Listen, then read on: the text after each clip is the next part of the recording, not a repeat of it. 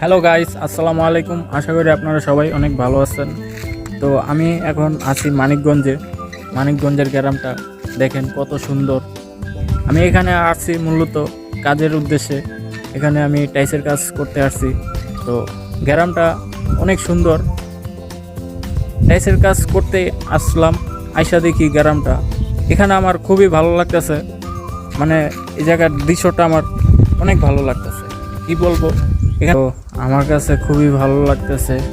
আপনারা কমেন্টে জানাবেন আপনাদের কেমন লাগতেছে, আর ভিডিওটা শেয়ার করে দিবেন মানুষদের কাছে। দেখেন আমরা থাকি ওই যে ওখানে, এই যে এই রুমটা এখানে থাকি।